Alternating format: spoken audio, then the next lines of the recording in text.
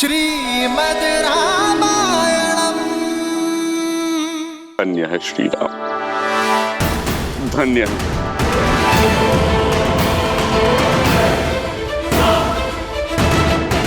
जिनके नाम मात्र से जन्म मरण का भवसागर तर जाए, जिनके दर्शन मात्र से जन्मों का दुख मिट जाए। महाराज, उनके स्पर्श से आपकी पीड़ा तो दूर होनी ही थी। हनुमान, अपने वाक चातुर्य से, अपने प्रेम और अपने आदर से इस नर को नारायण मत बनाओ हनुमान। ये मेरी नहीं, मित्रता की शक्ति है। स्नेह और करुणा रस में डूबी मित्रता अमृत होती है, जो अपने स्पर्श से तन की पीड़ा हर लेती है। ये शक्ति मित्रता की ही है हनुमान, जो एक के बोल दूसरे के मन में उत्साह जगा देते हैं। यदि गुणगान गाना ही है हनुमान, तो मित्रता की करो, क्योंकि मित्रता से बड़ी इस संसार में और कोई शक्ति नहीं है। आप पर, आपकी मित्रता पर संदेह करने का पाप किया है मैंने, मुझे क्षमा कर दीजिए। बताइए, क्या आदेश है मेरे लिए? मित्र, आप बाली को पुनः युद्ध के लिए ललकारेंगे।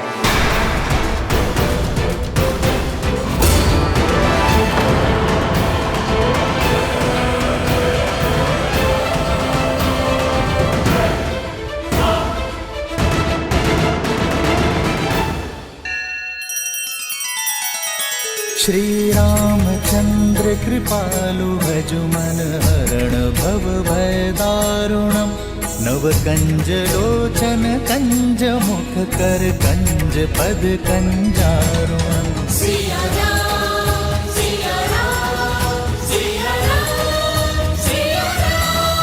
आदर्श और मर्यादा की है ये कथा महापावनम्।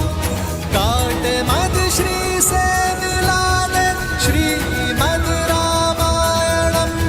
श्रीमद् रामायणम्। सिया राम, सिया राम, सिया राम, सिया राम।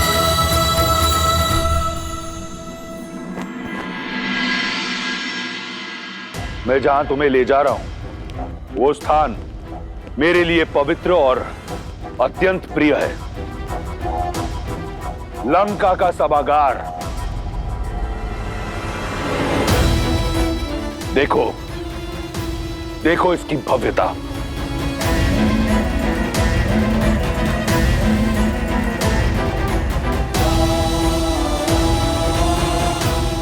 इस समृद्ध सभागार का एक एक स्वर्णिम पत्थर रावण के रक्त, समर्पण और अथक परिश्रम का साक्षी है। ऐसी भव्यता ना तो इंद्र के अमरावती में है, ना ही विष्णु के वैकुंठ में। ऐसा गौरव ना ब्रह्मलोक में है और ना सूर्यलोक में इतना तेज। यह है मेरा सिंहासन। यहीं बैठकर मैं 10 लोकों पर शासन करता हूं। एक बार तुम मेरी पटरानी बन जाओगी तो इस सिंहासन पर मैं तुम्हें अपने साथ स्थान दूंगा। बस एक बार मेरा प्रस्ताव स्वीकार कर लो।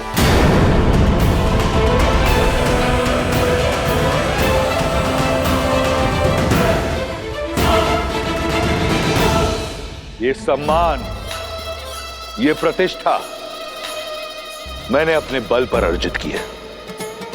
तुमने केवल 10 लोकों के स्वामी को देखा है, एक रक्षराज को देखा है। आज तुम दशानन को जानोगी। वो दशानन जिसका बचपन अभाव में बीता, जिसने एक टूटी कुटिया में जन्म लिया, अपने साहस और हठ से भव्यता का ये महासागर पाया, अपने पिता का परित्याग सहा, भूख और प्यास से बिलखते हुए अपने भाई बहनों का करुण रुदन सहा, बलशालियों का तिरस्कार सहा। ऐसी अनगिनत कठिनाइयों की अनेक सीढ़ियां चढ़कर यहां तक पहुंचा हूं मैं। जो प्राप्त किया अपने बल से, प्रहार से, प्रयास से, नियति से छीन कर किया, अपने शौर्य, अपने कर्म, अपनी इच्छा शक्ति से किया। आज जो ये रावण तुम्हारे समक्ष खड़ा है, इसका निर्माता वो परमात्मा नहीं, स्वयं ये रावण है। मैं दशानन स्वयं को लंका का राजा घोषित करता हूं। और ये रावण कुछ नहीं से सब कुछ पाना चाहता है, यही उसकी हद है।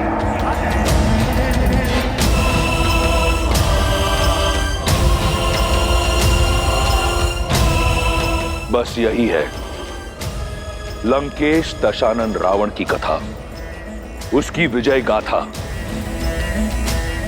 तुम्हारे राम की कथा क्या है? उसने क्या पाया, क्या अर्जित किया? कौन है राम? रघुवंश का कुल दीपक, राजा नेमि का पुत्र, राजमहल में जन्म लिया, सोने की थाल में रसोइयों से बना 56 भोग खाया। भाग्य ने राजकुमार बनाया उसे, परंतु उसके कर्मों ने एक तुच्छ वनवासी, जो वन के कांटों से लड़ने के लिए पादुका तक नहीं पहन सकता, जो 2 समय का भोजन नहीं ला सकता। अरे पति वो जो अपनी पत्नी की सुरक्षा कर सके, पुरुष वो जो अपनी स्त्री को श्रृंगार दे सके। क्या दिया है उस राम ने तुम्हें सीता? ऐसा क्या है कि तुम उस तुच्छ वनवासी से प्रीत लगाकर बैठी हो? ऐसा क्या है कि तुम दशानन को पाने का अवसर खो रही हो? क्या है राम मेरी तुलना में? यदि तुम्हारी विजय गाथा समाप्त हो गई हो तो मैं अपना उत्तर सुनाऊं? इसी की तो प्रतीक्षा में हूं मैं। ब्रह्मांड विजय के नाम पर इस संसार की हर वस्तु को अपने अधीन बनाने की चेष्टा में तुम ये तो भूल ही गए कि एक स्वाभिमानी स्त्री का प्रेम, उसका सम्मान, उसकी आत्मा कोई वस्तु नहीं है जिसे तुम अपने स्वर्ण की चमक धमक दिखाकर आकर्षित कर सको। जब अपनी इच्छा से अपने श्री राम के लिए उनके साथ चली इस 13 वर्ष की वन यात्रा में एक बात तो स्पष्ट हो गई है रावण, कि एक स्त्री को जीने के लिए सुविधा और संसाधन नहीं, एक साथी का निस्वार्थ और समर्पित प्रेम चाहिए। इस संसार में सबसे बहुमूल्य धन है अपने साथी के साथ बिताए हुए सुख के क्षण, और जो क्षण मैंने श्री राम के साथ बिताए हैं उससे अधिक मूल्यवान तो तुम्हारी इस संपूर्ण लंका के स्वर्ण भी नहीं है। सीता की समृद्धि, श्री राम का प्रेम, उनका साथ है।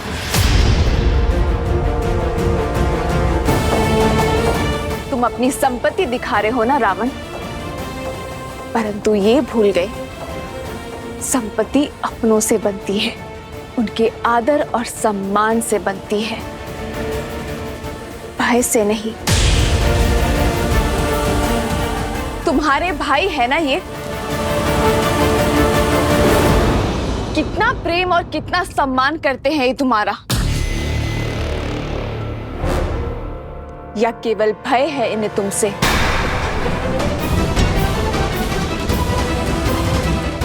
यदि भय ना होता तो तुम्हें भी भरत और लक्ष्मण भैया जैसे भाई होते। एक भाई जो अपने भाई की चरण पादुका को अपने मस्तक पर ढोकर उनके नाम से अयोध्या का राज्य चला रहा है। एक भाई जिसने अपने पत्नी, परिवार, सुख सुविधा को छोड़कर अपने भाई की ढाल बनकर उनके साथ वन में खड़ा है। वो प्रजा जो 14 वर्षों से प्रतीक्षा कर रही है कि कब राम नाम का सूर्य आएगा और कब उनके घर में दीपक जलेंगे।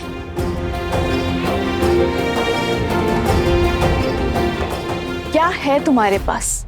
एक भाई जो केवल भय से तुम्हारे साथ है, जिसके मन में और मस्तक में किसी और की भक्ति और किसी और के नाम का तिलक लगा है। एक वो भाई जिसे लालच के कारण तुमने जीवन भर के लिए निद्रा के पाश में बांध दिया है। वो पुत्र जिसे संस्कार नहीं दिए तुमने, पर शस्त्र बनाकर पाला है उसे। श्री राम से बड़ा ना कोई धन है और ना कोई रत्न।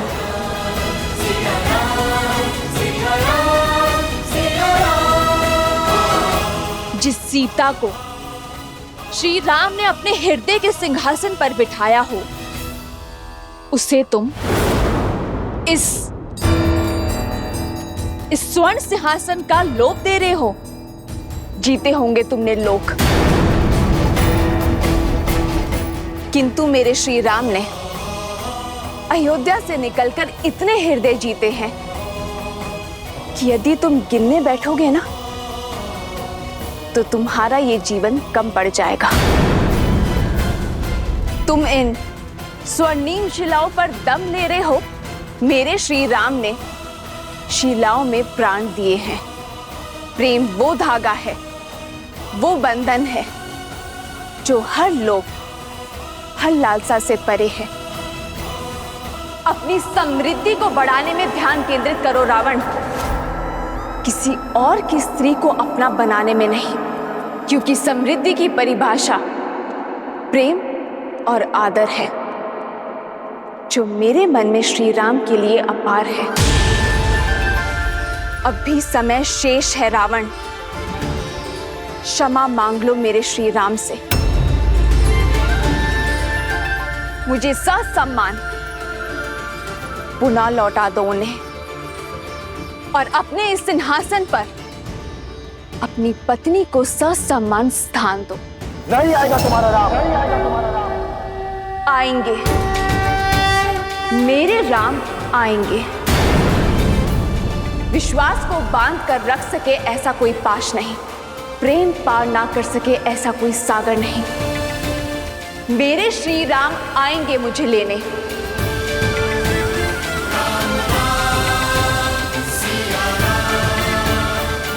मेरा विचार है हमारा संवाद समाप्त हुआ। अब मैं वाटिका में जाके अपनी समृद्धि का आनंद लेना चाहती हूँ। अपने श्री राम के साथ बिताए हर क्षण को स्मरण करने जा रही हूँ।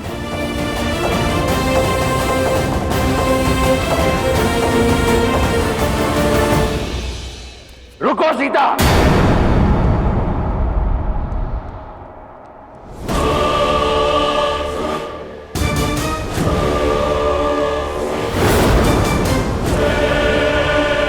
मेरे प्रेम को मेरी दुर्बलता समझने की भूल मत करना।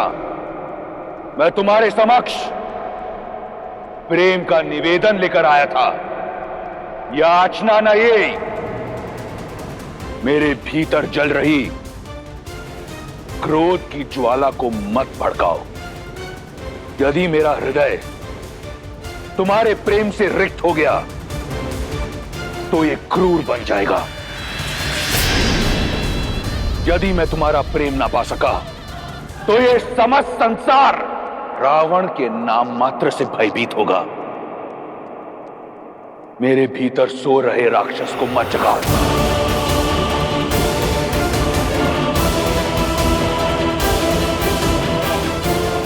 जिस रावण के समक्ष तुम राम के गुण गा रही हो, वो कोई साधारण राक्षस नहीं, राक्षराज रावण है। यदि मैं चाहूं तो इसी क्षण तुम्हारे राम का वध करके तुम्हारे मस्तक से यह सिंदूर मिटा सकता हूं, तुम्हारी गरिमा को कटोट सकता हूं, तुम्हारे सम्मान को रौंद सकता हूं। यह केवल मेरा प्रेम है जिसने मुझे रोका हुआ है। आने दो तुम्हारे राम को, मेरा सागर डुबा देगा उसे। स्मृतियां सजाना चाहती हो ना? जाओ, जाकर सजाओ, क्योंकि अब अपने राम को देख तो नहीं पाओगी तुम।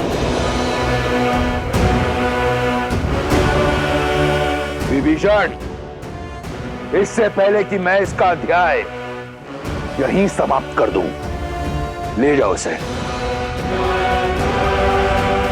लंका में तुम्हारे इस भाई का समय समाप्त होते हुए देख सकती हूं मैं। और जब छत गिरती है ना, तो दीवारें भी नहीं बचती विभीषण जी। विभीषण!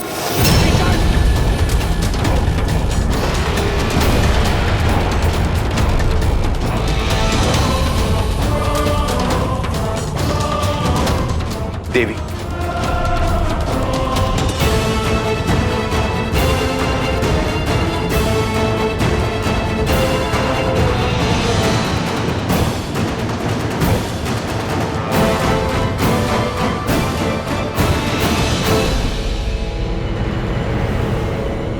तिनके की भांति कुचल दिया मैंने आज उस विश्वासघाती सुग्रीव को।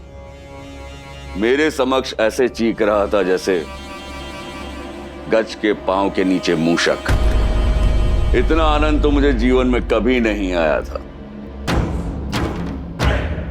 जितना उस कायर की अस्थियां चटकाने में आया। ऋषिमुख पर्वत पर किसी गुफा में छुपकर अपने घाव सेक रहा होगा वो। समझ आया पुत्र अंगद? ये वीर भोग वसुंधरा है, अर्थात वीर को हर सुख भोगने का अधिकार होता है। बल सदा विजय होता है। अब वो भगोड़ा मुझे अपना मुख कभी नहीं दिखाएगा। बाहर निकल! कहां छुपा बैठा है कायर? बाहर आ, युद्ध कर मुझसे। मारे, बाहर आ, युद्ध कर मुझसे।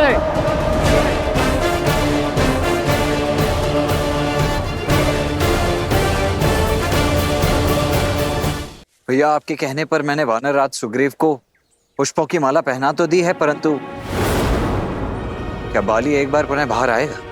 अवश्य आएगा लक्ष्मण। उसे सुग्रीव की ललकार नहीं, अहंकार की पुकार यहां लेकर आएगी।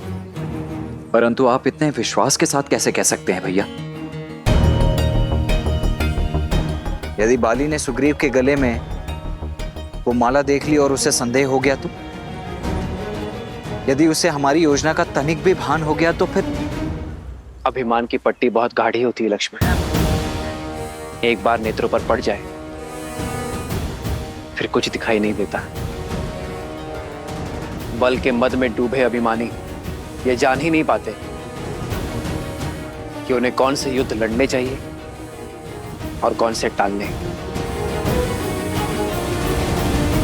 आज बाली का अहंकार ही उसे यहां तक खींच कर लाएगा। सुग्रीव से लड़ने अवश्य आएगा लक्ष्मण। बाली! कायर! बाहर आ, युद्ध कर मुझसे। ये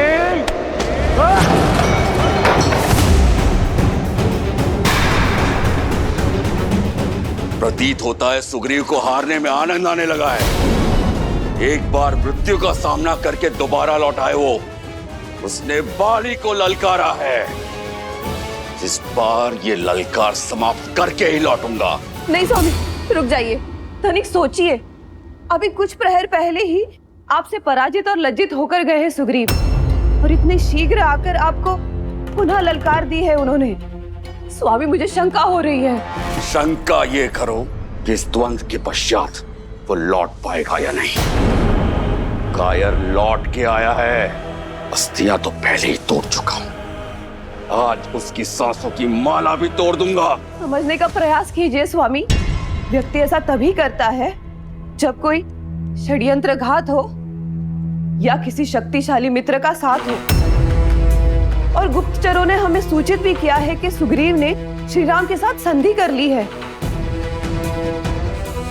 श्री राम की कीर्ति से तो आप भी अनभिज्ञ नहीं हैं। क्या हुआ बाले? भयभीत हो गया क्या? बाहर निकल बाले। कायर कहाँ चुप के बैठा है? स्वामी बाले बाहर आ और लड़ मुझसे। नहीं स्वामी, यदि एक युद्ध नहीं लड़ेंगे तो कोई अनर्थ नहीं होगा। श्वेत वस्त्र पर कीचड़ का एक छींटा भी बहुत बड़ा दिखता है तारा। यदि मैंने ये युद्ध छोड़ दिया तो मेरी कीर्ति सदा के लिए कलंकित हो जाएगी। युद्ध और द्यूत का निमंत्रण एक राजा कभी नहीं छोड़ सकता। पिताजी, यदि बात आपके स्वाभिमान की है तो आज्ञा दीजिए मुझे। चाचा श्री से लड़ने मैं जाऊंगा। ये तो और बड़ा अप्यक्ष होगा पुत्र। अपने पिता के बल को कम आंकने का दुस्साहस मत करो। किष्किंधा का राजा अपना कर्तव्य अवश्य निभाएगा। आज तो सामने सुग्रीव खड़ा है। कल को यदि युद्ध की ललकार तुमने भी लगाई तो मैं तुमसे भी युद्ध करूंगा। स्वामी, तनिक ध्यान से देखिए, सुग्रीव के गले में पुष्पों की माला है।